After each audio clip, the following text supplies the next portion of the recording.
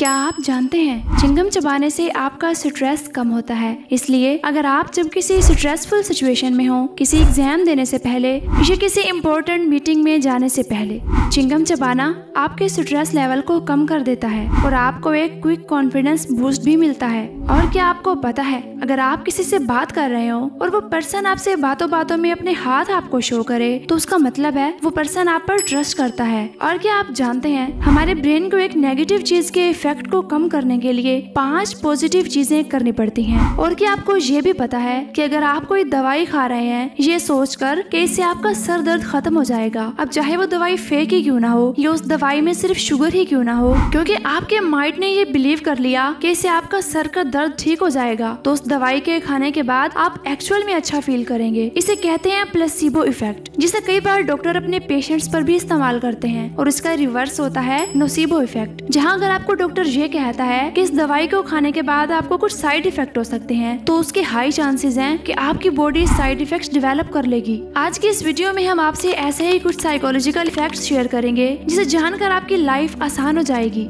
Number 1, We care more about a single person than about massive tragedies। एक study में पहले group के लोगों को ये बताया गया कि एक लड़की भूख से मर रही है, वहीं दूसरे ग्रुप को ये बताया गया कि लाखों लोग भूख से मर रहे हैं। वहीं तीसरे ग्रुप को ये दोनों सिचुएशंस बताई गयी। और इस न्यूज के बाद जब उनसे डोनेशंस मांगी गयी और जब डोनेशंस को काउंट किया गया, तो लोगों ने उस लड़की को बचाने के लिए लाखों लोगों के मुकाबले में डबल से भी ज्यादा डोनेट करा था। जिसे साइकोलॉजिस्ट ने बताया कि हमारा ब्रेन जो हमारे सामने होता है और जो हमें लगता है कि हम ये मसला हल कर सकते हैं, तो हम बस उसे ही हल करते हैं। तो जब भी आप किसी को अपनी बड़ी प्रॉब्लम बताओ, तो साथ ही कोई छोटी प्रॉब्लम भी लाजमी शेयर करो, जिससे उन्हें लगे कि वो उसे सोल्व कर सकते हैं। Number 2, colour blue can increase productivity.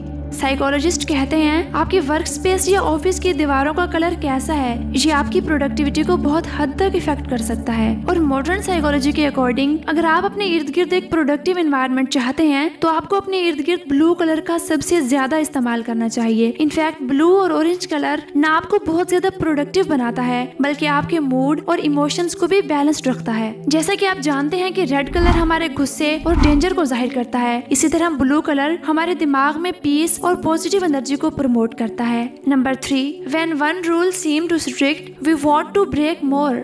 Psychology में एक कंसेप्ट है जिसे रिएक्टेंस कहा जाता है। उसके अकॉर्डिंग जब लोगों को लगता है कि उनकी फ्रीडम उनसे छीनी जा रही है, तो ना ही वो सिर्फ उस रूल को ब्रेक करते हैं, बल्कि उसके साथ ही वो उससे ज्यादा रूल ब्रेक करने लग जाते हैं, जिससे वो खुद को आजाद महसूस कर सकें। और यही वजह है कि टीनेज में टीनेजर्स बहुत सी गलत आदतों में पड़ जाते हैं, क्योंकि जितना ज्यादा उनको पेरेंट्स या सोसाइटी के दबाव से दबाने की कोशिश की जाती है, उन पर रूल्स एंड रेगुलेशंस लगाए जाते हैं, वो उतना ही ज्यादा उन रूल्स और रिस्ट्रिक्शंस को तोड़ने की ट्राई करते हैं। इसलिए टीनेजर्स के लिए ये फैक्ट जानना इसलिए भी जरूरी है, जिससे वो पेरेंट्स और सोसाइटी की तरफ से लगाई गई पाबंदियों से तंग आकर कुछ ऐसा ना कर दें जिससे इन फ्यूचर उनका अपना ही नुकसान हो। Number 4, if we have a plan B, our plan A is less likely to work. Life में एक सेकंड बैकअप ऑप्शन रखना एक अच्छी बात है, लेकिन अकॉर्डिंग टू साइंस हर बार सेकंड ऑप्शन रखना हमारे लिए दुरुस्त नहीं है। यूनिवर्सिटी ऑफ पेंसिल्वेनिया में किए गए कई एक्सपेरिमेंट्स के बाद ये बात सामने आई कि जो लोग कुछ स्टार्ट करने से पहले अपने बैकअप प्लान के बारे में सोचते हैं, वो हमेशा उन लोगों के मुकाबले में खराब परफॉर्म करते हैं जिनके पास कोई बैकअप प्लान नहीं होता। साइकोलॉजिस्ट कहते हैं अगर आपके ब्रेन को ये लगता है कि आपके पास कोई दूसरा ऑप्शन मौजूद है, तो उस काम के कामयाब होने के चांसेस कम हो जाते हैं, क्योंकि आपका मोटिवेशन लेवल ड्रॉप हो जाता है।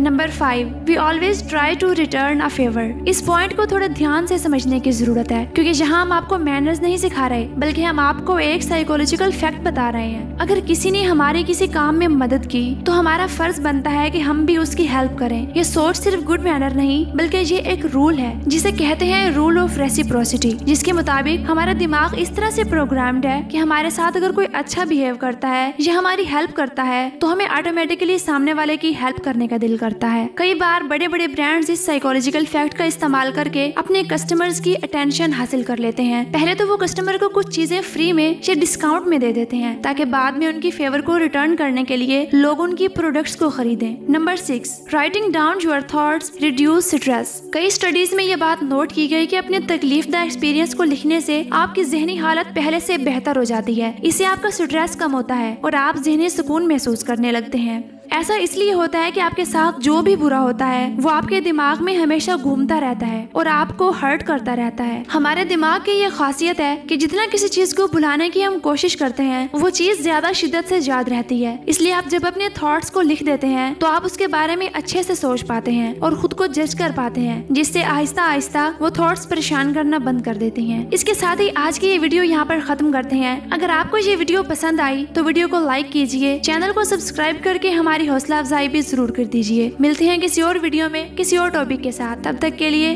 अल्लाह हाफिज।